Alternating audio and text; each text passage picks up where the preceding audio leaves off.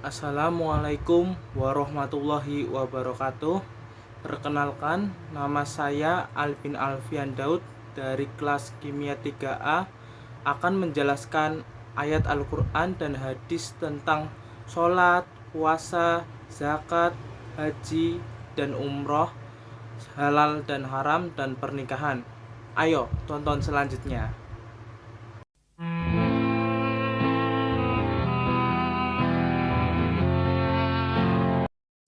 Yang pertama saya akan menjelaskan tentang sholat.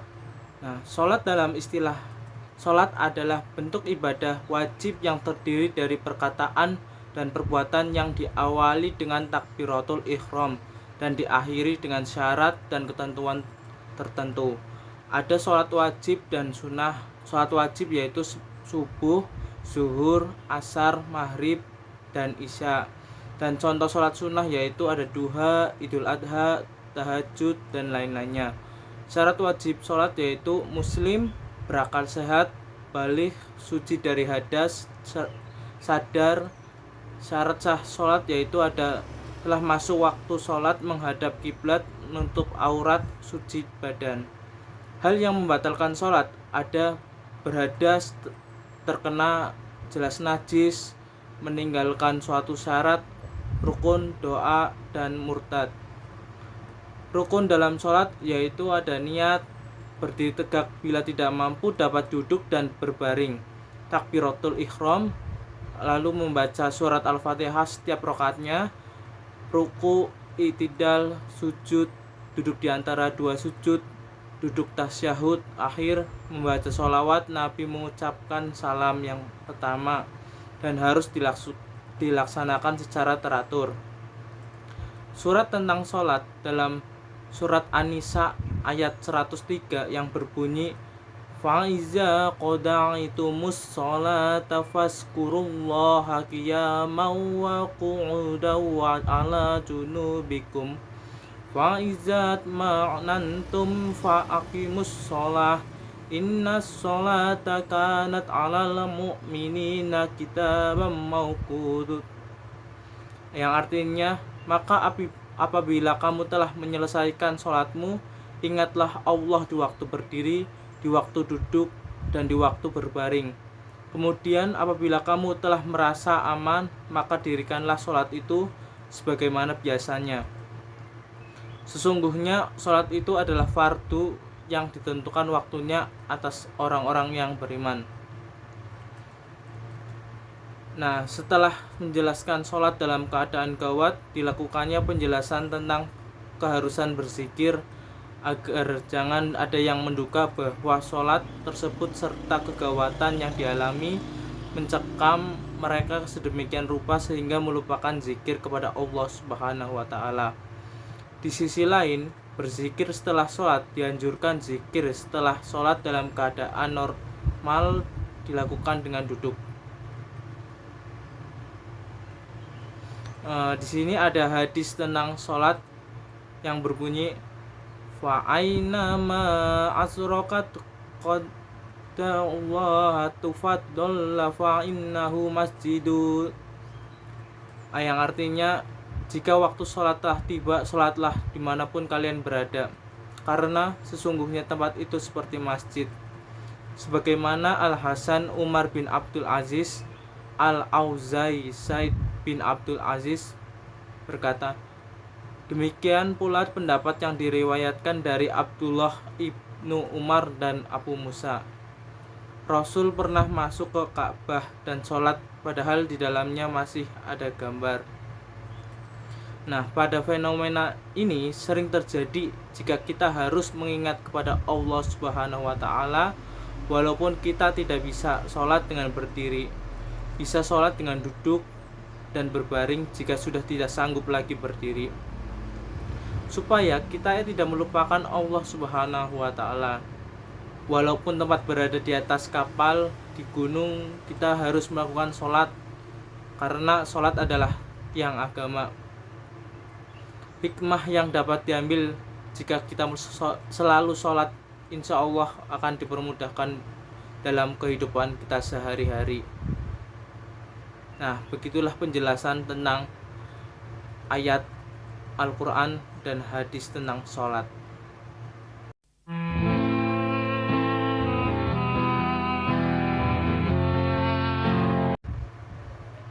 Nah, sekarang kita akan membahas tentang apa itu puasa dan ayat dan hadis tentang puasa. Nah, puasa secara etimologi berasal dari bahasa Arab, yaitu sama yasumu sauman wasiyaman, yang memiliki arti menahan, mengekang dari makan dan minum. Nah, di sini ada syarat sah puasa menurut syariat Islam, yaitu pertama, beragama Islam, yang kedua, dapat membedakan yang mana baik dan buruk, dan ketiga, tidak dalam keadaan najis, yang suci dari nifas dan haid, yang ketiga, memiliki pengetahuan mengenai diterimanya tentang puasa. Nah, ada rukun puasa dalam Islam, yaitu Islam membaca niat puasa, menahan serta mengontrol diri. Hal-hal yang disunahkan ketika menjalankan puasa dalam agama Islam yaitu ada melambatkan sahur, menyegerakan berbuka ketika waktunya, membaca doa atau niat berbuka puasa. Berbuka diawali dengan makanan atau minuman yang manis dan lebih giat dalam beribadah dan bersedekah. Dalam surat Al-Baqarah ayat 183 yang berbunyi, ya ayyuhallazina amanu kutiba alaikumus syiyama kama kutiba alal ladzina min qablikum la'allakum tattaqun, yang artinya adalah, hai orang-orang yang beriman, diwajibkan atas kamu berpuasa sebagaimana diwajibkan atas orang-orang sebelum kamu agar kamu bertakwa. Nah, wahai orang-orang yang beriman kepada Allah dan Rasul-Nya dan mengerjakan amal soleh sesuai dengan ajaran syariatnya, Allah telah mewajibkan berpuasa atas kalian sebagaimana telah mewajibkan atas umat sebelum kalian, supaya kalian bertakwa kepada Tuhan kalian. Maka kalian menjadikan antara diri kalian dengan perbuatan-perbuatan maksiat dinding pelindung dengan taat kepadanya dan beribadah kepadanya semata. Nah, di sini ada hadis riwayat Abu Dawud tentang puasa yang berbunyi, wa fitru yauma tuftiruna wa ataqakum yauma tudhahun, yang artinya adalah Idul Fitri adalah hari saat kalian semua berbuka, atau Idul Fitri dan hari kurban adalah hari saat kalian semua berkurban. Imam At-Tirmizi berkata, sebagian ulama menjelaskan bahwa berdasarkan hadis ini puasa dan berbuka atau berhari raya sebagiannya dilakukan bersama-sama dengan kaum muslimin lainnya. Nah, pada saat sekarang ini puasa dapat disenangi banyak orang karena bulan Ramadan sangat ramai para penjual takjil dan banyak orang yang bersedekah dan berlomba-lomba mendapatkan banyak pahala. Nah, hikmah dari puasa yang dapat diambil pada puasa ini, kita dapat merasakan sebagaimana rasanya jika tidak makan yang banyak dihadapi oleh orang yang tidak mampu. Dengan ini kita seharusnya dapat saling berbagi supaya sama umat muslim dapat bergembira dan merdeka bersama. Begitulah tentang ayat dan hadis tentang puasa.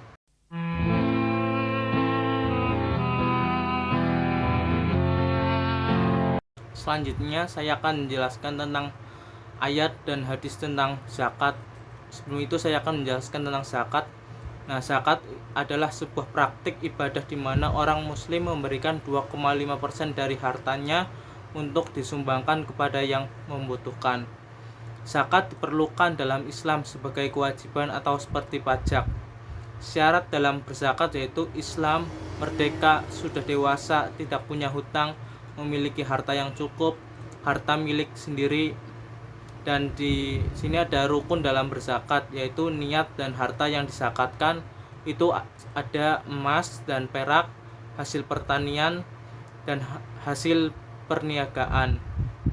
Dalam surat Az-Zariyat ayat 19 yang berbunyi wa fi amwalihim haqqul lis-sa'ili wal mahrum, yang artinya dan pada harta benda mereka ada hak untuk orang miskin yang meminta dan orang miskin orang tidak meminta. Orang-orang yang bertakwa itu selalu taat dalam melaksanakan ajaran Allah, dan mereka juga menyadari bahwa pada harta benda yang mereka miliki sesungguhnya ada hak yang mesti dikeluarkan, baik berupa zakat maupun sedekah. Untuk orang miskin yang meminta bantuan dan orang yang miskin yang tidak mengulurkan tangan untuk meminta kepada orang lain. Nah, di sini ada hadis As-Sunan Al-Kubra yang berbunyi a'nuhum yafnil masyakini fi hadzal yaumi, yang artinya adalah jadikanlah orang-orang miskin merasa berkecukupan pada hari Id atau Idul Adha atau Idul Fitri. Al-ikhna atau mencukupi mereka dapat pula diwujudkan dengan memberikan uang atau makanan kepada mereka. Jadi tujuannya adalah agar orang-orang fakir tersebut merasa berkecukupan pada hari raya. Bahkan terkadang uang lebih bermanfaat bagi mereka pada hari raya daripada makanan, dan hal ini menjadi realitas kehidupan orang-orang kafir. Pada sekarang ini orang berzakat menggunakan beras dan uang. Orang berzakat dilakukan di masjid, lalu dikumpulkan menjadi satu, lalu dibagikan kepada umat yang tidak mampu supaya dapat merayakan Idul Fitri dengan bahagia. Di sini hikmah dari berzakat yaitu dosa yang terampuni, mendapatkan ridha Allah, akan mendapatkan petunjuk dari Allah dan bukan orang yang celaka di dunia dan di akhirat. Terima kasih, saya telah menjelaskan tentang zakat, ayat dan hadisnya.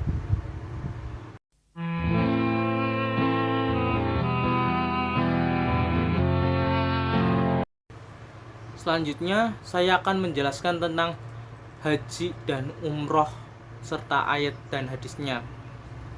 Haji menurut bahasa berarti menyengaja sesuatu, sedangkan menurut istilah haji adalah menyengaja mengunjungi Ka'bah di Mekah dengan niat beribadah kepada Allah Subhanahu wa taala pada waktu tertentu serta dengan syarat-syarat tertentu dan tata cara tertentu. Kata umroh menurut istilah berarti mengunjungi Ka'bah di Mekah dengan niat beribadah kepada Allah Subhanahu wa taala yang disertai dengan syarat-syarat dan tata cara tertentu. Nah, di sini ada syarat wajib haji, yaitu yang pertama Islam dan berakal, lalu baligh dan merdeka, dan sehat dan mampu. Di sini ada rukun haji, yaitu ihram, yang artinya kesengajaan hati yang diiringi dengan perbuatan untuk mengerjakan rangkaian ibadah haji dari awal sampai akhir. Yang kedua ada wukuf, yaitu suatu tempat di luar Mekah, tempat bertemunya Adam dan Hawa di bumi setelah keduanya keluar dari surga. Yang ketiga ada tawaf ifadah, yaitu berjalan cepat mengelilingi Ka'bah sebanyak 7 kali. Yang keempat ada sa'i, yaitu berjalan cepat dari Bukit Safa ke Bukit Marwah bolak-balik selama 7 kali dan dimulai dari Bukit Safa. Nah, di sini rukun umroh sama dengan haji kecuali kehadirannya itu di Arafah, maka dari itu rukunnya hanya ihram, tawaf dan sa'i. Di sini ada surat Ali Imran ayat 96 yang berbunyi Inna awwala baiti wudi'a linnasi lallazi bibaqqata mubarakatan wa hudal lil alamin, yang artinya adalah sesungguhnya rumah yang mula-mula dibangun untuk tempat beribadah manusia ialah Baitullah yang di Mekah atau Mekah, yang diberkahi dan menjadi petunjuk bagi semua manusia. Nah, dalam ayat ini Allah menjelaskan kedudukan Masjidil Haram dan Ka'bah yang Nabi Ibrahim terlibat dalam pembangunannya. Allah menegaskan bahwa sesungguhnya rumah tempat ibadah yang pertama dibangun untuk manusia ialah Baitullah yang di Mekah, yakni Mekah yang diberkahi dengan banyak kebajikan di duniawi maupun ukhrawi secara berkesinambungan dan tiada terputus, dan menjadi petunjuk, yaitu sebagai kiblat dan pusat kegiatan beribadah kepada Allah serta harapan untuk mengunjunginya bagi seluruh alam di masa lampau, sekarang maupun yang akan datang. Di sini ada hadis tentang haji dan umroh yang berbunyi, An Abi Hurairah ani Nabi sallallahu alaihi wasallam qala man qujja falam fus walam yafsuqa ya'amin dunubihi qayaumaha larotu ummuh, yang artinya adalah dari sahabat Abu Hurairah radhiyallahu anhu dari Nabi Muhammad sallallahu alaihi wasallam, ialah bersabda, siapa saja berhaji lalu tidak berkata keji dan tidak berbuat dosa, niscaya ia pulang suci hari seperti hari dilahirkan ibunya. Hadis ini merupakan dalil yang menunjukkan keutamaan memperbanyak ibadah umroh dan haji. Hal ini disebabkan memiliki keutamaan yang agung dan menghapuskan dosa-dosa. Di antara hikmah haji dan umroh yakni terciptanya sebuah perkumpulan besar dari segala penjuru dunia, lahirnya sebuah persatuan dan keakraban di antara seluruh umat Islam. Juga dengan haji dan umroh, sebagian umat dapat mengetahui kondisi sebagian yang lain. Itulah ayat dan hadis yang dapat saya sampaikan untuk kali ini.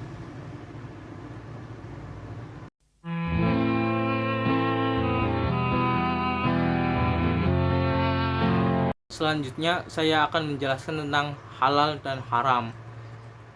Yang pertama ada halal, yang memiliki arti diizinkan dalam melakukan suatu perbuatan sesuai akal dan syariat. Halal adalah sesuatu yang dengannya terulailah buhul yang membahayakan dan Allah memperbolehkan untuk dikerjakan. Yang kedua ada haram, adalah sesuatu yang Allah melarang untuk dilakukan dengan larangan yang tegas. Setiap orang yang menentangnya akan berhadapan dengan siksaan Allah Subhanahu wa taala di akhirat. Bahkan terkadang ia juga terancam sanksi syariah di dunia ini. Di sini ada jenis-jenis halal dan haram. Yang pertama, haram memakan bangkai, darah, daging babi dan sembelihan tanpa menyebut nama Allah Subhanahu wa taala. Yang kedua, bangkai ikan dan belalang itu halal dimakan. Yang ketiga, haram memakan yang kotor.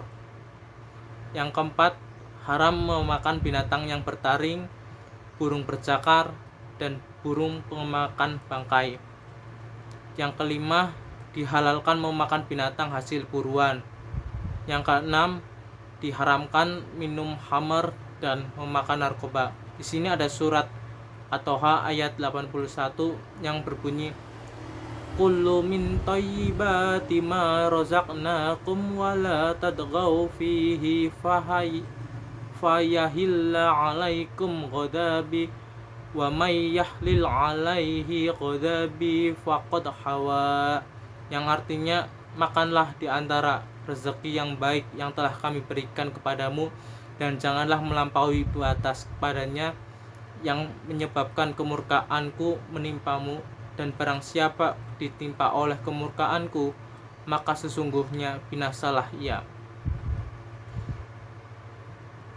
Dengan semua anugerah itu, makanlah dari rezeki yang baik-baik yang telah kami berikan kepadamu, yaitu man dan salwa.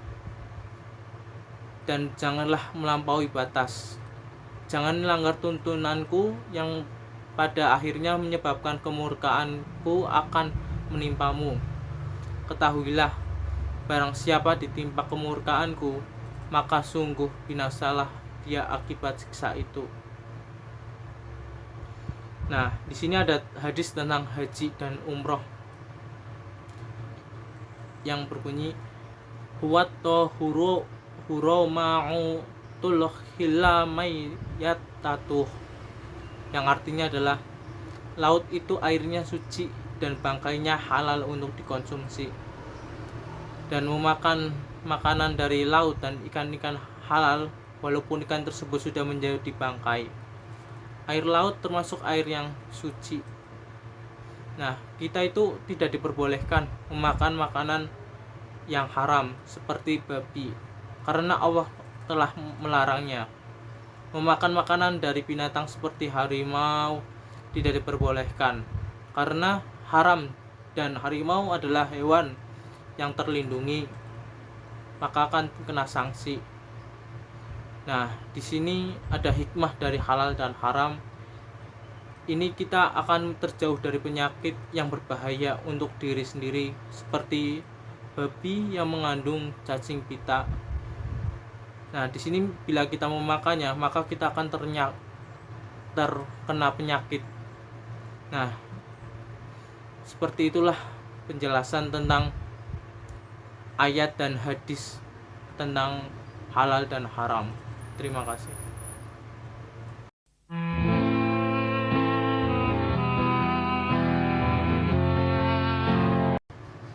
Selanjutnya, saya akan membahas tentang pernikahan. Nah, secara bahasa, nikah memiliki arti menghimpun atau mengumpulkan. Dari makna bahasa ini dapat diperoleh suatu pengertian dasar dari nikah, yaitu berkumpulnya dua orang laki-laki dan perempuan yang bukan mahram dalam suatu ikatan yang disahkan oleh agama dan hukum. Kemudian ikatan tersebut dinamakan pernikahan. Di sini ada rukun pernikahan. Yang pertama, adanya calon suami dan istri yang akan melakukan perkawinan. Yang kedua, adanya wali dari pihak calon pengantin wanita. Akad nikah akan dianggap sah apabila ada seorang atau wakilnya yang akan menikahkannya. Yang ketiga, adanya dua orang saksi. Yang keempat, sihat akad nikah, yaitu ijab dan qabul dan mahar. Di sini ada surat Az-Zariyat ayat 49 yang berbunyi wa min kulli shay'in khalaqna zawjaini la'allakum tazakkarun, yang artinya adalah dan segala sesuatu kami ciptakan berpasang-pasangan agar kamu mengingat kebesaran Allah Subhanahu wa taala. Ibnu Katsir dalam tafsirnya menjelaskan Allah Subhanahu wa taala menciptakan semua makhluk dengan berpasang-pasang, mulai dari bumi dan langit, matahari dan rembulan, terang dan gelap, iman dan kafir, hidup dan celaka. Demikian juga dengan semua makhluk hidup dan tumbuhan. Di sini juga ada hadis tentang pernikahan yang bunyinya waqala alaihi sholatu wassalam, yang artinya carilah rezeki dengan menikah. Nah, bagi orang yang sudah waktunya untuk disegerakan menikah untuk menghindari dari zina dan mendapatkan rezeki dari Allah Subhanahu wa taala. Dalam kehidupan sekarang ini banyak orang yang melakukan perzinaan dan setelah itu baru menikah, dan perbuatan ini adalah perbuatan yang dapat menimbulkan dosa yang besar. Allah Subhanahu wa taala sudah memberikan pernikahan dengan mudah, tetapi banyak orang yang melakukan perzinaan yang dapat memberi rasa malu pada keluarganya. Dan dari hikmah dari pernikahan dapat diambil, yaitu Yang pertama, memenuhi tuntunan fitrah bila dilakukan dengan baik. Yang kedua, menghindari perusakan moral. Yang ketiga, mewujudkan ketenangan jiwa. Yang keempat, yaitu ada menyambungkan keturunan. Begitulah tentang ayat dan hadis pernikahan. Sekian dan terima kasih.